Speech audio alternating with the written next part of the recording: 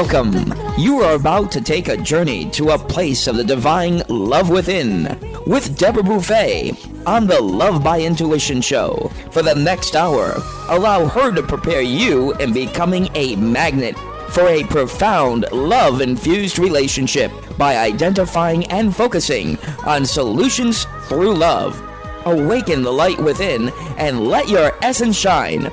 And now, here's Deborah Beauvais on Love by Intuition, all part of the Dream Vision 7 radio network. Welcome, everyone. Bonjour, mes amis. And yes, here I am, as always, Deborah Beauvais, founder and owner of the Dream Vision 7 radio network.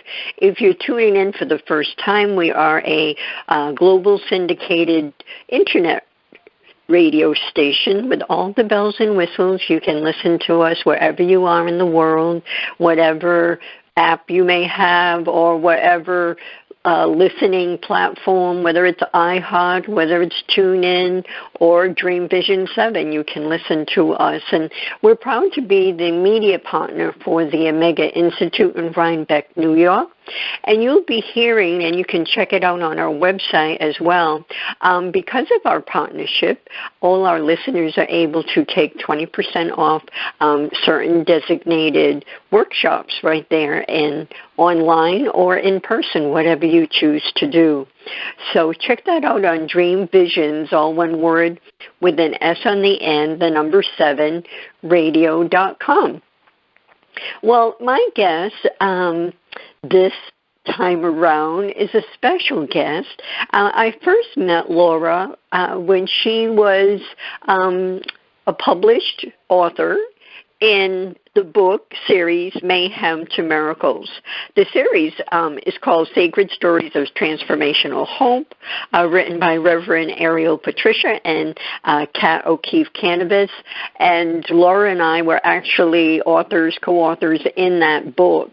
And that's how I got to know Laura. And she has a compelling, amazing, phenomenal journey that she has been through her lifetime, and it just seems to, all I can say is she's just brilliant. She just has a glow and a brilliance about her, and I believe it's because she has found a way to heal what has happened in her lifetime. She is a coach, also a living kidney donor, and a fervent advocate for sexual assault. Through the childhood trauma that she experienced, she also created IPride, a self-esteem empowerment program for youth. So we're going to be talking about her journey, how she was able to heal, how she is today, and why she even considered being a kidney donor. There's all these facets about Laura. So without further ado, welcome to the show, Laura. Oh, Deborah, thank you so very much. Thank you for reaching out and inviting me to be a part of Love by Intuition on the Dream Vision 7 radio. I'm just really in awe and honored to be here with you tonight. Well, it's my privilege because when I first read your story, and it's just, you could write a whole entire book about your journey in Mayhem to Miracles. It's just a little piece of what your journey has been about. So if you feel comfortable, tell us what happened and how you found a way out of it. But please share.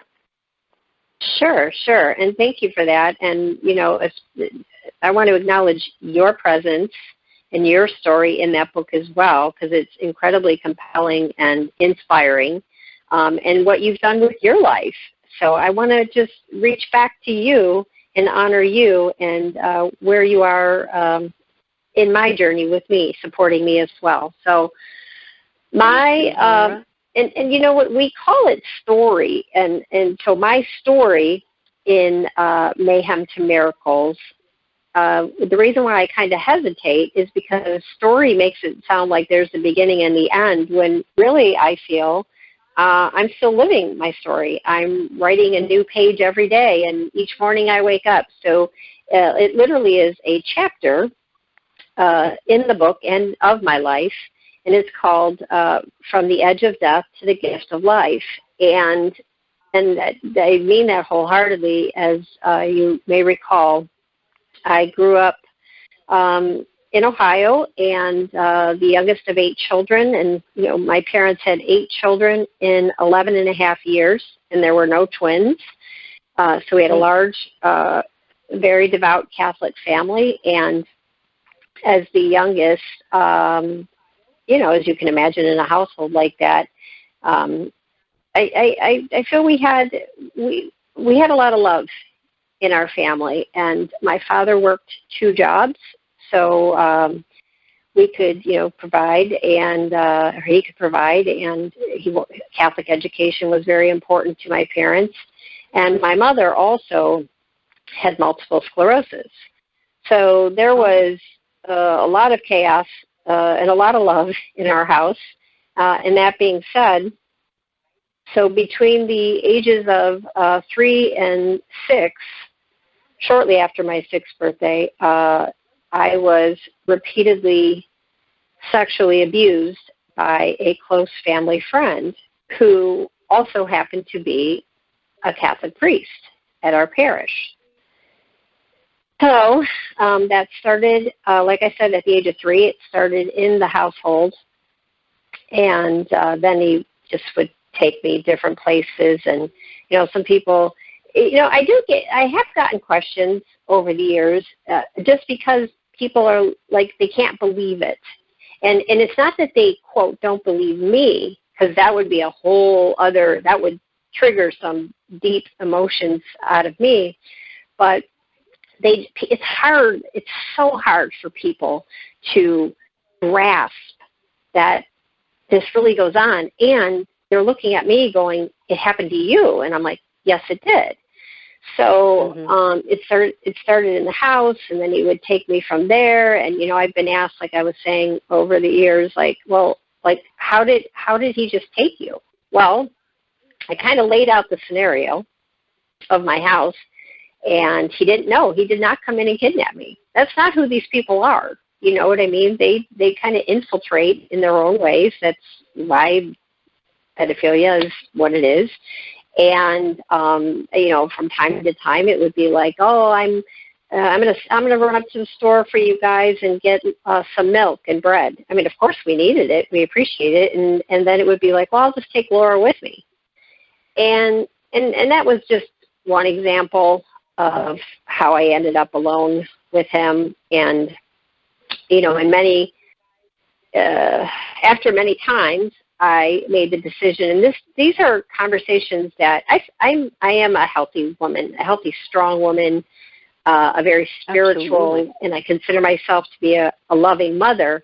But when I say something like, I got to a point with him that I didn't want to be alone with him anymore, so I would grab my rag doll, and I would take my Raggedy Ann with me, so I did not have to be alone.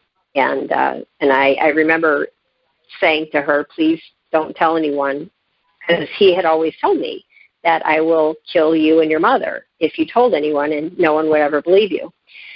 So that went on till I was, like I said, shortly after my 6th birthday, I was hospitalized for repeat UTIs. And as a very small child, that's a little suspicious, but this was in the very early 1970s.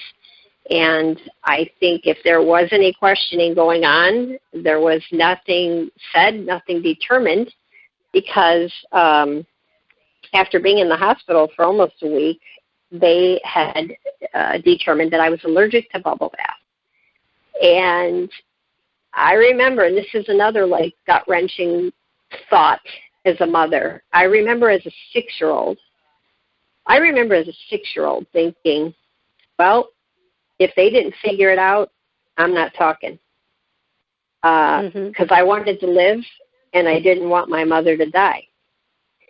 So, I mean, you have to consider there's this man who, when I was 3, he was 47. He was a bigger guy. And if somebody is traumatizing you and inflicting pain, and saying to you, don't talk or I'll kill you and your mother, guess what? You're not talking. You are not talking. So, right. And that's a big responsibility. A big responsibility for a small child to hold. Yeah, my life and my mother's. Yeah, you're right. I never looked at it that way. But I accepted that responsibility, and I didn't say a word until I was 32. But the gap in between 6 and 32, if you do the math, that's a lot of years. So you have your teen years, your high school. I go off to college, then I moved out to California, New York. There were symptoms.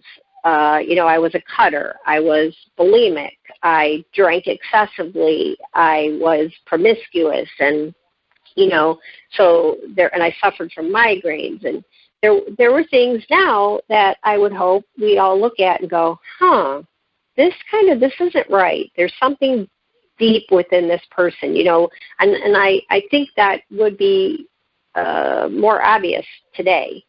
But these were all like fringe symptoms around what I had packed down deep inside of me. So I was acting out in different ways. And the reason, as I say, so I went to college, then I moved out to California. And when I was in California, I moved 3 times. And the funny thing is, nobody likes to move once. Well, I move across the country, and while I'm across the country by myself, I moved 3 times. And then I moved to Rochester, New York, and I moved 3 times while I was there. So, and I'm saying this because subconsciously, I was running from him. I did not want him to find me. And so in my own way, it was like, I got to keep running. I got to keep moving. He's going to find me here. He's going to find me here. And so then at the age of 32, I was back in Cleveland. I had married and had given birth to my oldest son. I was 31 at the time. And I remember cleaning out a closet. I had just laid him down for bed. I was cleaning out a closet. And Deborah, if you would have said to me, where's that rag doll you used to have? I would have said, I have no idea, because my parents had moved. I had gone off to college, gone to California, gone to New York, blah, blah, blah. So I'm cleaning out this closet in the house I have with my husband, and in the back of the closet is my rag doll sitting there looking at me. And I reached in. And it's very actually profound as I'm saying this in a way, very symbolic, as I reached in to the dark closet and took her out, hugged her, held her, sobbing on my knees, please don't make me go with him. I promise I'll be good. I promise I'll be good. So now my former husband, but my husband runs around the corner from where he was, and he said, oh, my God, are you okay? Where are you going? And it all came out. It all came out. And was he the first one that you shared? Yes. Yes. Mm-hmm. Yes. Now, thinking back with your siblings, through the years, did you find out that any of the other kids experienced the same thing as you? Well, I never told anybody till I was 32. So right. I can't say, like, I told my brother and he told me not to tell anybody. No, I did not verbalize it until I was 32 years old. And, I have 7 older brothers and sisters. They are all very supportive of me and always have been. Not one of them has ever said me too.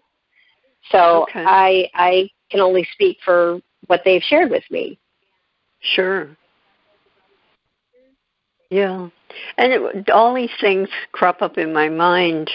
Was he ever held accountable? No. Not in an earthly sense. I'll put it to you that way. There was some legal-ish stuff involved. Of course, he denied everything. At the point of all of this coming out and around, he had been moved around to a number of parishes. He had been ultimately he ended up in Albuquerque, New Mexico, and which is where he died in 2015. But no, he was never held accountable. And, back then, there was such a thing as statute of limitations. And that's all I can say. But you know what? I forgave him. I forgave him almost immediately in a very strange way. I had this like innocence to me that and the knowledge that by releasing, actually, it's just coming to me now. It's so strange how this just came to me. It was almost as if I, as a child, was empowering myself to open the car door and leave. And that's what it felt like forgiving him, because it set me free. It set me free. Right. It doesn't mean, oh yeah, it's okay. It's okay. No, that's not what, for me, the forgiveness meant. The forgiveness was self-love and self-care on my part, and actually it was opening the car door and getting out. And I honestly always felt that he had to walk around this lifetime in this earthly presence and be evil. And I know, because I looked into his black eyes, he was evil. And so I always felt there was hope. I always had hope that I could heal. And for him, and let me ask you, if I may interject, where do you think you got that hope? God. Okay. I believe I got it. It was placed in my heart. Source, creator, however people want to refer. Right. But, we are all a creation of love.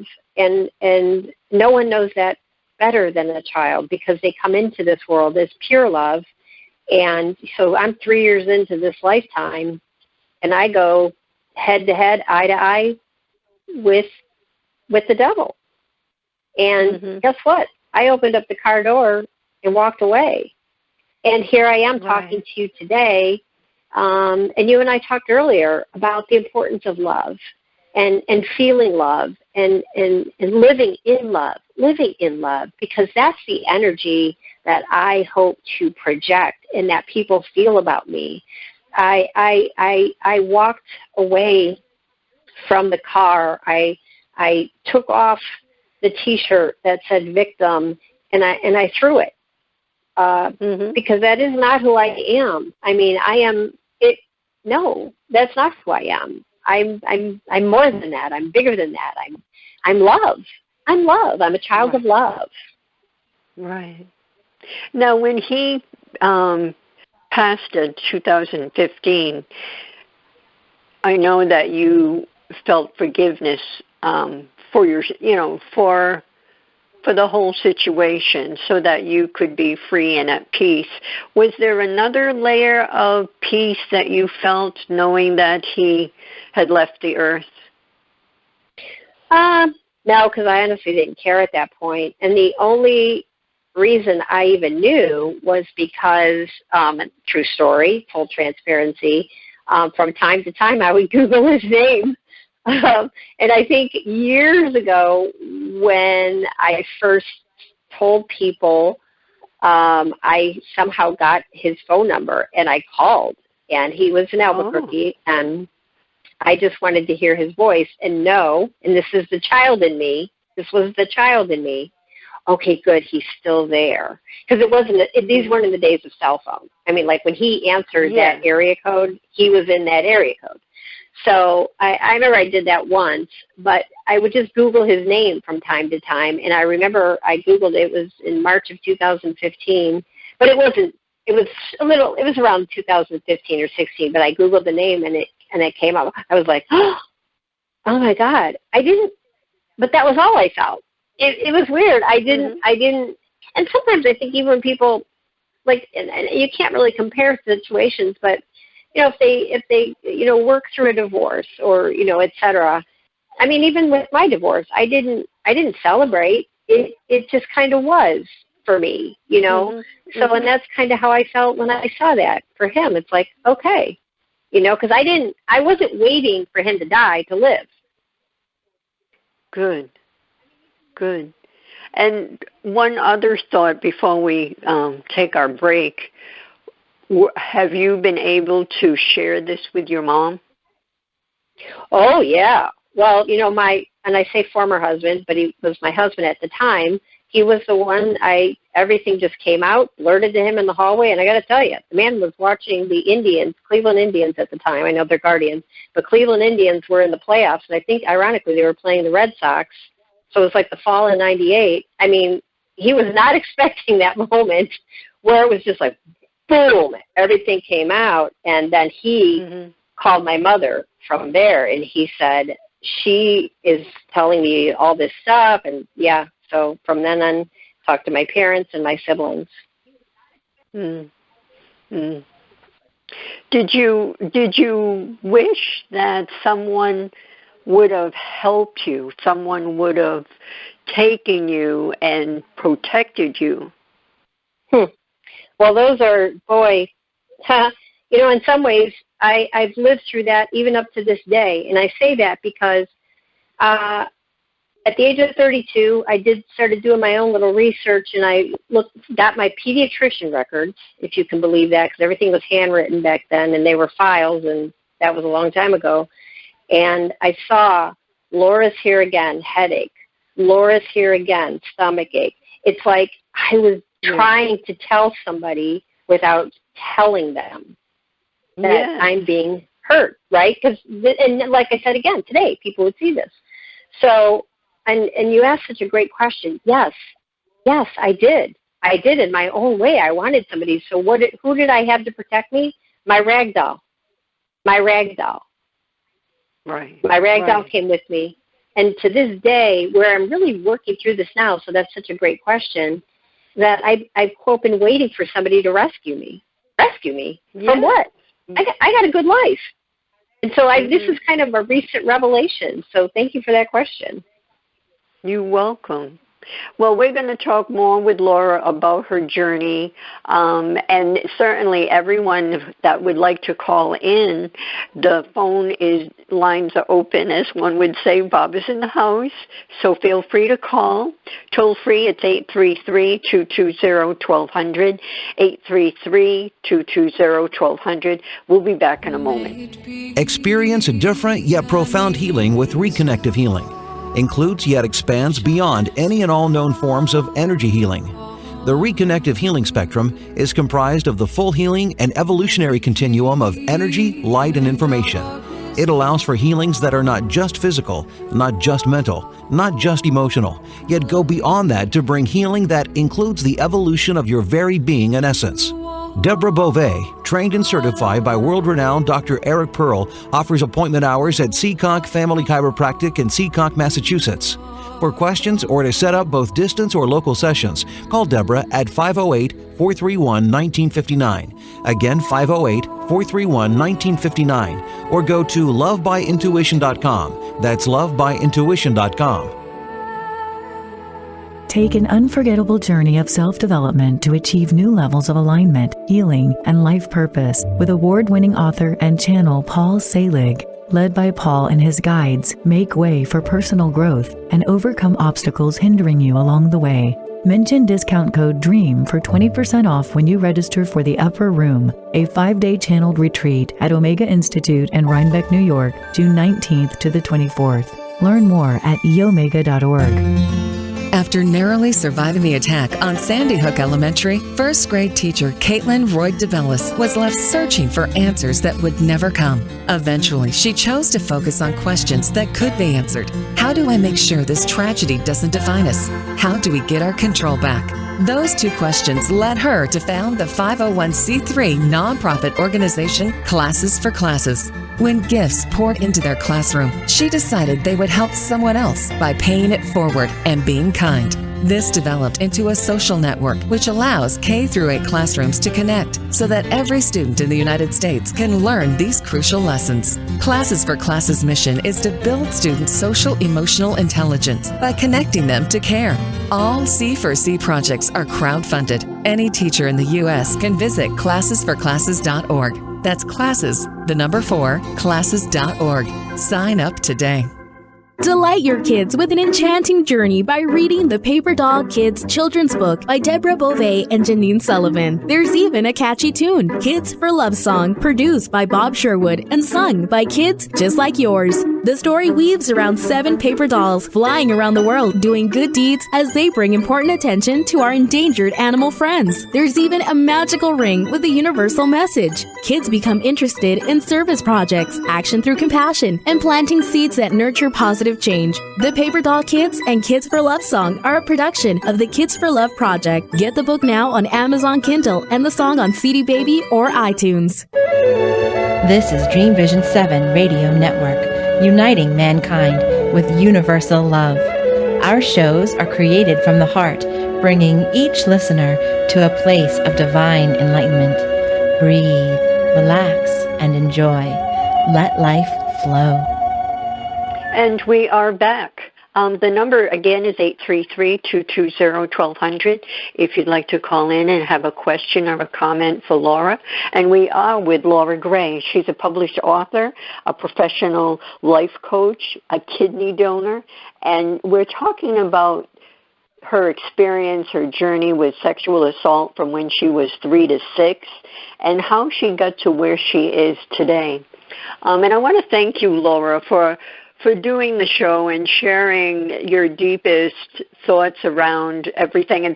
It's healing you because we're always healing. We're always learning. We're always peeling back little pieces, little nuggets that can help us, thrive fully in our lives today. And it'll go on like that for all of us as long as we are on Earth. And so naturally, as you're helping others out there, that when they listen, that they're not alone in how to walk away from it in a healthy way, you're healing yourself. And that's yes, the beauty sure. that's the beauty of coming from your truth. And there it is. So one of the things that I wanted to ask you, we all have we all perceive different beliefs and such, and some of it may be fact and some of it might just be a feeling. But with all that goes on in the Catholic Church with the priests, and it's prevalent that the priests are predators of these heinous crimes, have you thought about it, or do you have an understanding why this happens?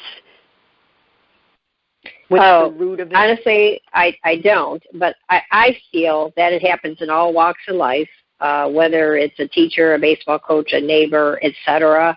I think that it receives, and I guess I'm not anti-Catholic.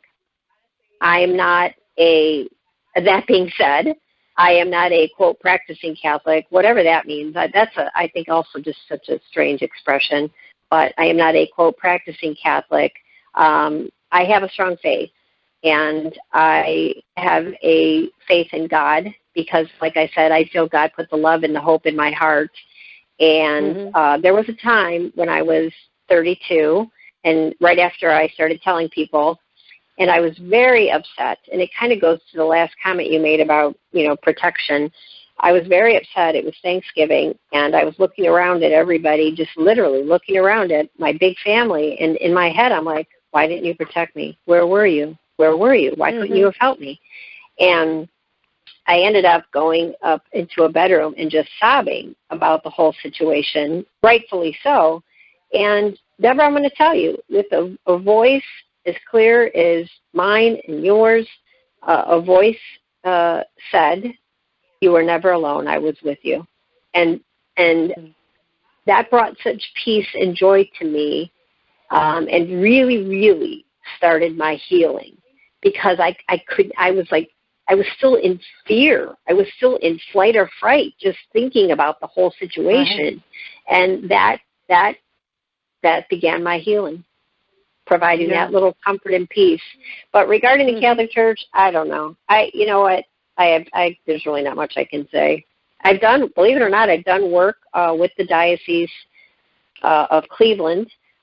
Years ago, I had spoken at a couple of parishes some of this was at my doing because I wanted people to see the face, because this was at a time, because I started telling people in '98, and Boston, I think, was the big one, which rocked the papers, I believe, in 2002.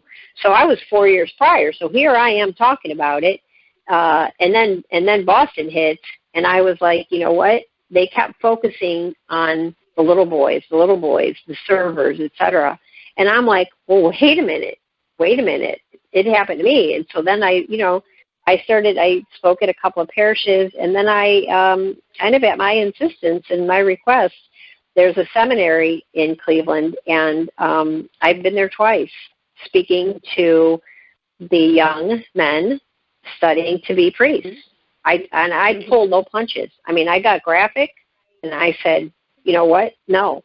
I said, they knew about him. They knew about many. And I said, I don't want you to walk around feeling shame for your calling or the passion in your heart you feel to serve in this way. So, but I'm asking you, from my inner child, I am asking you, if you see, you know, you hear, you've got to do something. You've got to do something. Wow. Because nobody did. I've got goosebumps when you say that, because how brave were you to speak in front of them? And that, I think, is, other than the root cause or there's statistics where many of their perpetrators are perpetrated as a child themselves. But in the Catholic Church, it's just so prevalent. And the big piece of separate from the crime is that they keep it to themselves. Everyone around, other priests, other bishops, whatever, are keeping it. Oh, no, and that's all fact. That actually happened totally in my situation, where he was reported, and I know this all to be a fact because I know the people. He was reported to our parish head pastor, whatever they're called, by a family, because in the year before he'd even touched me, he was reported, and they wanted to remove him, and nothing happened. And so eventually, what they had him do, which, hey, in the corporate world or in the real world, this would be considered a promotion. What they decided, okay, we'll move him out of the parish. We're going to have him start this co-ed Catholic high school. Well, okay, that's kind of a promotion if I'm looking at it. So I'm 4 years. I'm 4 years old at this point. He starts the co-ed Catholic high school. Oh, by the way, he hires my mother as his secretary. So we need the income, and I'm a 4-year-old who, there was no daycare back then. We couldn't afford it anyways. So I would go to this high school, go to work with my mother, with my coloring books, and spend the day, and he would take me from there. I mean, it's so insidious, the whole thing. Yes. Yes. So you talk about it. They moved him around. Yeah. But guess what? Unfortunately, he hires my mother as secretary, and he tells me, I'll kill your mother if you tell anybody. Right. It's so people need to speak up, and we live in a system, whether it's health care or whatever, in the mental health world. You know, back 20 years ago, we had more agencies, more units in hospitals. We had psych hospitals, and then all that went away to save money, and which was crazy. And so we live in a system where we don't know what preventative medicine is. We're not taught that. We don't see that on TV. We don't hear it. So it's the same with anything like this, getting to get these people away from children, away from, do something and prevent this person from harming another little child. And so there's not, I don't know if, I'm sure there's work out there, but it needs to be developed into a huge situation. And with the pandemic and mental health, we're a species that it's really, it's interesting how we have been created with the light and the dark, and with things, that collective consciousness that people feel from all the death and the killing, and so that feeds on to their dark side. And this is why it's so important for us to raise, the light energy within ourselves, so that can feed into the collective consciousness. It's a lot of work. But what I wanted to really have you speak to right now is how you escaped these attacks by creating friends, as you called them, and then it was in 2018 that you were diagnosed with DID, which is dissociative. I'm sorry, I'm going to mess that up. Multiple personalities. Dissociative identity disorder, which is DID. Thank you. Used to be called multiple That's okay. It's a tongue twister for sure. Used to be called multiple personality disorder, and yes, so I was diagnosed in the fall of 2018, officially, with DID. Yeah, just 4 years ago. I know.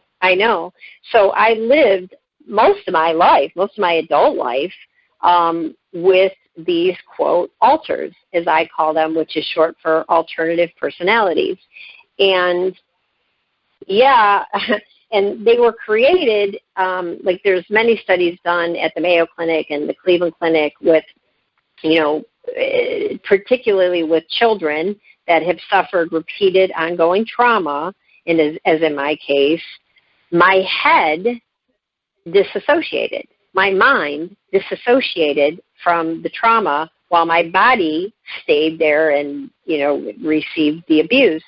But my head splintered off, and while I splintered off, I created alternative personalities. My first one that I created was Kathy, and that's Kathy with the C, and I know that's kind of funny that I have particular spellings, but that's because that's who these people are. That's who they are.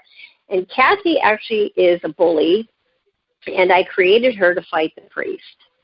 Ironically, she looked like the priest in that she was kind of bigger, but she had short, white, spiky hair, but she did have an earring, and she smoked Marlboros.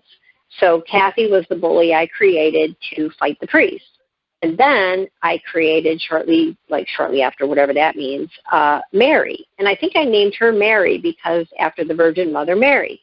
And so she was the comforter. She was the loving mother, the sweaters, the pearls, that kind of thing. And so she was the comforter, and she not only comforted me from the priest, but she comforted me from Kathy, because I was afraid of this Kathy who I had created. So now, so I had that going on. And and so I have about 8 alters, which is very interesting. But like I said, I've lived my whole life that way, where I would end up somewhere or say something and go, oh my God, why did I just say that? And it would be so weird. And even in my closet, I would have clothes that you would think other people were living there, and just stuff.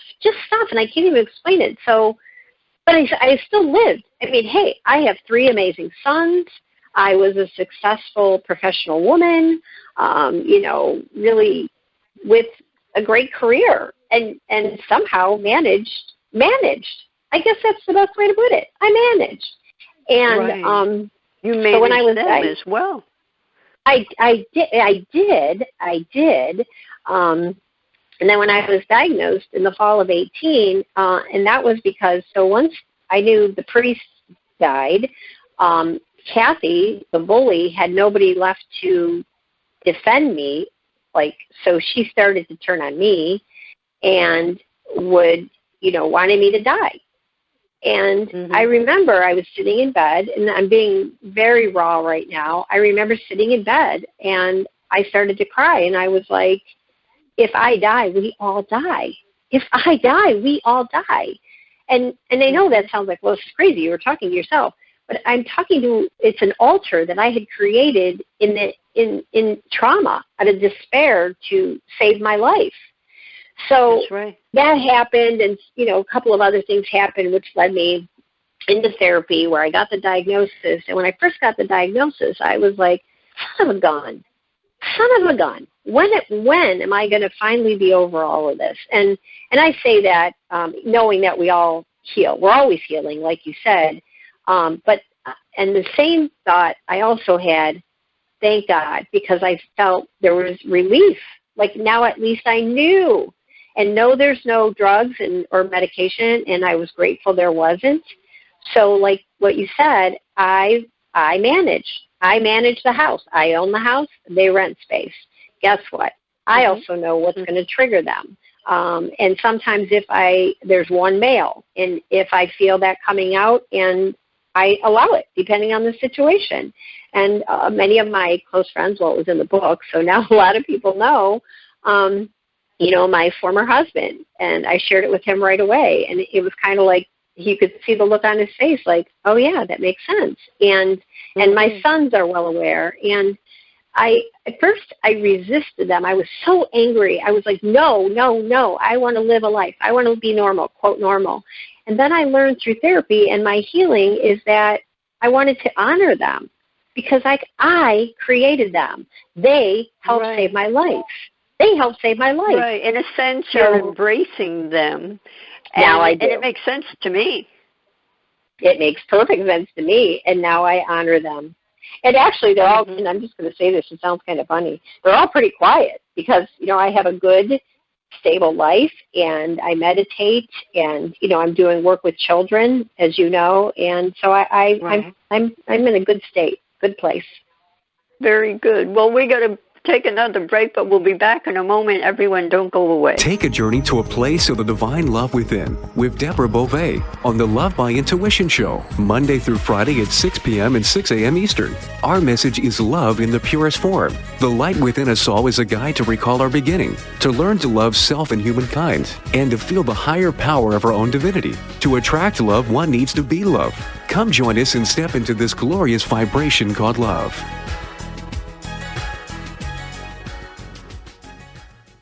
Delight your kids with an enchanting journey by reading the Paper Doll Kids children's book by Deborah Beauvais and Janine Sullivan. There's even a catchy tune, Kids for Love Song, produced by Bob Sherwood and sung by kids just like yours. The story weaves around 7 paper dolls flying around the world doing good deeds as they bring important attention to our endangered animal friends. There's even a magical ring with a universal message. Kids become interested in service projects, action through compassion, and planting seeds that nurture positive change. The Paper Doll Kids and Kids for Love Song are a production of the Kids for Love Project. Get the book now on Amazon Kindle and the song on CD Baby or iTunes. Are miracles real? Can you move from mayhem to miracles? 30 prominent authors say yes as they share their high fives and down lows of challenges, abuse, addiction, and love.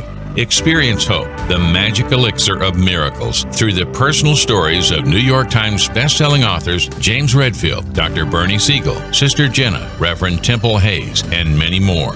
If you like bestsellers, chaos to clarity, and crappy to happy, you'll love crying and laughing through mayhem to miracles. Sacred stories of transformational hope. Available now on Amazon and in bookstores worldwide.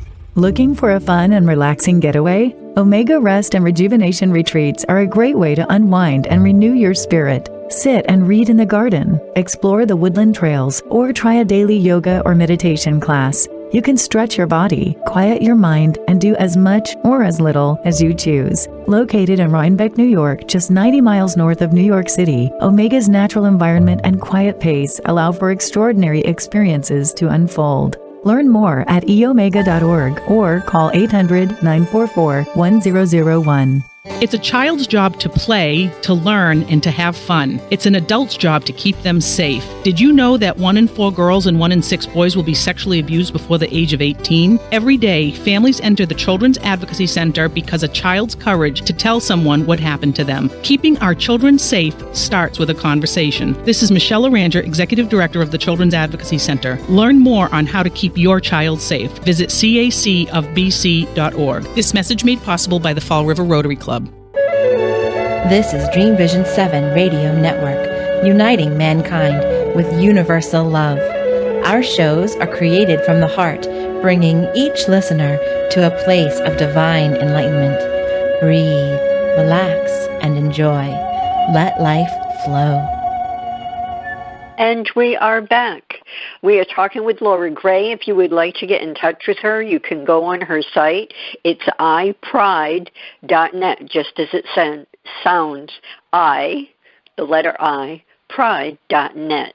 And she's working with children that have trauma and building their self-esteem with exercise and mindfulness. And I want to talk a little bit about that. But before we get to that, and the time is flying by, I wanted to ask you, with sexual assault, what do you want the listeners to know? What do you want people to know? Especially kids. Especially kids. I guess there's 3 words, Deborah, that stand out for me. I believe you. And as you know, through the repeated trauma, he always said no one would believe me. And when I hear those 3 words, and when I heard those 3 words early on, it was just a giant safety net hug. And I guess I just want to put that out there. I believe you. You are not alone. How can I help? So that's 9. That's more than 9 words. I don't know. Do the math. How can I help is 4. So that's 10 words. But I believe you. How can I help? You are not alone. That's what I would like to leave. Those are things that I'm very passionate about. Yeah, it's perfect, because that's what everyone needs to know, especially, I think, with it all, because you need someone to believe you. And then you need to know that you're not alone. And I would like to just share that anyone out there can have the most beautiful relationship with God, Creator, all in their own world. And there are messages that are spoken out loud that you can hear just as if it was you or I talking now. And when you trust in that, then it just fills up your love tank. It just makes you feel that all is going to be okay, even if you're going through some dark times. So now I wanted to shift gears and understand how it all happened, or when you made the choice for a friend that you knew for some years, you ended up being a perfect match for a kid being a kidney donor. Oh, yeah. Yeah. So that happened last March of 21 already. Hard to believe. And our kids it was March of 21. I can't believe it. It's already been a little over a year. And our kids went to school together, so I didn't really know her that well. I knew of her, and, I said hello, and then our 2 youngest ended up being in school together, and so I'd see her at sporting events, etc. And fast forward to the summer of 2000, maybe 19 already. I lose track of time, but I was sitting at a picnic table with her, and she shared with me that she say a prayer that she gets put on the kidney donor list at the Cleveland Clinic. And I heard this is a voice, this is a spiritual thing again for us. I heard my voice say, of course I will pray for you, and when, not if. And when you get put on the list, let me know, and I'll get tested to see if I was a match. Now, I heard my voice say that, but those are not my words. They were very passing through me from source. And she looked at me and she said, really? And I said, yeah. So eventually, she reaches out to me. She goes, oh, my gosh, I got put on the list. Were you serious about getting tested? I said, absolutely. So I go get tested. Months down the road, I get tested. I get a call from the Cleveland Clinic. I'm driving my car, and they said, oh, it's so-and-so from the clinic, and I got your test results. And the woman says, I got to ask you, is this your sister? And I said, no. I said, it's a woman I know, a friend. And she said, oh, my God, you're 100% match. And I was the only one tested for her. I was the only one tested. So it was like that moment on the picnic table was anointed and meant to be. That I happened to sit there. She asked for my prayers. I said, get tested. I'll pray for you. And I was the only one tested. I was 100% her match. And so the woman said, oh, wow. She goes, well, I want you to know that we don't disclose that. It's, because of HIPAA, but also we don't let the woman needing it know, because it's your decision. And I cut her off. I go, she's my next phone call. I'm saving her life. So, yeah. Right? So, I understood why she said it, but I wanted her to know, oh, heck no, I'm all in. And as a matter of fact, I drove right to this woman's house, knocked on the door. I had been crying. Her son answered. He's like, are you okay? I said, yes. Is your mother home? He leads me into the house. Now, my friend is also legally blind. So he leads me into the house, and she's like standing there, and I burst out. I said, oh, my God, I'm your match. And we just hugged and sobbed in front of the Christmas tree. And then on March 9th, I call it the transfer of life. I didn't look at it as kidney surgery or et cetera. I donated one of my kidneys, and, I said goodbye, wished it well, and I guess it got a pink slip out of my body and sailed right into hers. Yeah, but it's doing well. Did you have fear? Well. Yeah. No. Did you have fear of having? Okay. Nothing. And really what you're saying is you're extending a gift of life to another. And in a way, in a sense, you're really giving life to replace what you lost as a 3-year-old. That's how I feel about it. That's beautiful. That's beautiful. Yeah. And that could be the inner child in me was like so excited, to be able to bring somebody joy and life. And, the funny thing that you're saying that, because I'm 5'6", and she's like 4'10", and my joke was my kidney would be too big for her. They were going to have to fillet it, to get it into her body. But I just felt I had no fear because, it was such a gift to me. I felt like I was chosen to save her life. How, are you kidding me? That was so powerful. And like you said, it kind of gave me a childlike joy to know that. So all is well. She's doing great. When the clinic pops their head into your room and you're a little groggy, but they said the kidney is in her and it's working, I can't tell you how that made me feel. Yeah, wow. Wow, and I love the idea that they were able to do surgery through the incision you had from your son. Oh, They were cutting you fresh, if that makes sense. Yeah, they used the incision from my oldest son. He happened to be a cesarean. And so you're right. I remember I looked at it like what a blessing that same incision was able to give life twice. Yeah. Well, and then just a little bit, we only have a couple minutes, but I'll have you back down the road, just even to talk about all that what you're doing to heal, all the different modalities and things. But that's then. And right now, I wanted to ask you, tell us a little bit about IPride and what you see in the kids, really what they need. Oh, yeah, absolutely. Yeah, so IPride, which kind of means self-esteem, I started it in 2015. And actually, I do it for all youth. Because I am not a therapist, I'm not a psychologist, et cetera, so I'm not qualified necessarily to focus or work with children that have been through trauma, but in this day and age, a lot of kids are feeling a lot of trauma from the past couple of years. So the point is, I started it 7 years ago, and I've been in schools, youth leadership programs, boys and girls clubs, libraries. I was in the juvenile detention center for 3.5 years, just working with kids on mindfulness, creative expression. We do some writing, we do some stretching, we do some breathing techniques, we do some positive affirmations. It's workshop-based. It's IPride Write, IPride Fit.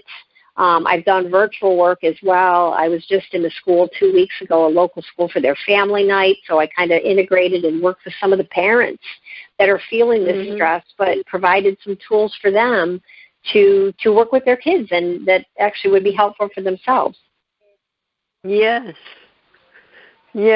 Well, Laura, I'm just, I just know that you have a beautiful soul, and I've held you in my in my thoughts and heart since you were on Kat's show, I think, earlier in the year, and I was like, I have to have Laura on one day, and it was just meant to be. I want to thank you for being so brave to share your journey and to actually tell someone when you were 32, and for surviving and finding a way to survive under that heinous crime.